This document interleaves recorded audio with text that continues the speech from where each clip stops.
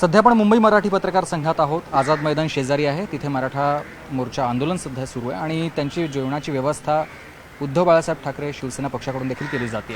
आपल्यासोबत विभाग प्रमुख आहेत संतोष शिंदे सर. सर, काय व्यवस्था करताय तुम्ही?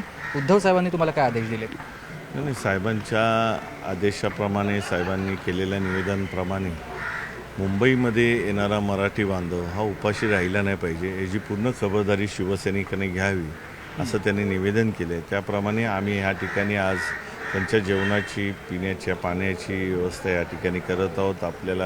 आपण बघतच असाल की पाणी आलेलं आहे, धान्य आलेले आहेत, आपले जेवणाचे टोप आलेले आहेत, सगळीच आमची तयारी आहे. इथे आचारीसुद्धा आलेले आहेत. जशी जशी आवश्यकता लागेल तशी जशी आम्ही या ठिकाणी ताजं जेवण बनवून चहा नाश्त्याची सुद्धा व्यवस्था आम्ही करणार आहोत. त्यामुळे आमची एवढीच आहे की मुंबईत येणारा प्रत्येक मराठी माणूस हा उपाशी राहिला नाही पाहिजे. ही ठाकरेंची मुंबई आणि या ठाकरेंच्या मुंबईमध्ये कोणी उपाशी राहणार नाही याची पूर्णपणे खबरदारी शिवसेना उद्धव बाळासाहेब ठाकरे पक्षाचे सर्व शिवसैनिक घेतील. काय काय आता म्हणजे तुम्ही व्यवस्था म्हणजे अन्नधान्य आणलेलं आहे, पण काय काय देणार आहात?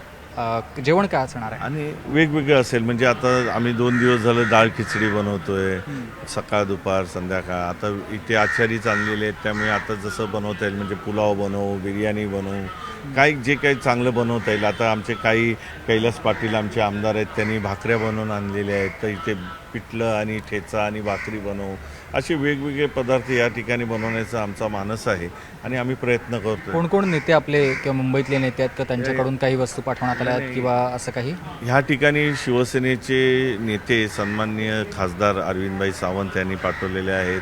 शिवसेनेचे नेते खासदार अनिल भाऊ देसाई यांनी सहकार्य केलेले आहे. आमचे शिवसेनेचे नेते आमदार सुनील प्रभू यांनी सहकार्य केलेले आहे.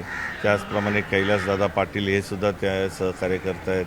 त्याचप्रमाणे वस्तू पाठवत आहेत. काय काय मागणी आहे त्याप्रमाणे त्यांनी आता रात्री माझ्याशी बोललेत आणि आज येईल.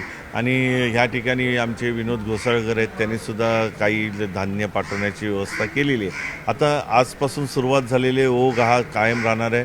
लाखो लोकांचं जेवण ह्या ठिकाणी शिजणार आहे, पण एका वेळेला 10,000 लोकांपर्यंत आम्ही जेवण बनवून तसं तसं वाटप करू. 10,000 लोकांना. आणि कधीपर्यंत अन्न म्हणजे जोपर्यंत आंदोलन सुरू आहे जोपर्यंत मराठी बांधव ह्या ठिकाणी आहे तोपर्यंत आम्ही ही व्यवस्था करणार आहोत. धन्यवाद सर, आम्हाला सविस्तर माहिती दिली त्यासाठी. तर व्हिडिओ जर्नलिस्ट उमेश यांच्यासह मी सुमित सावंत, न्यूज 18 लोकमत, मुंबई.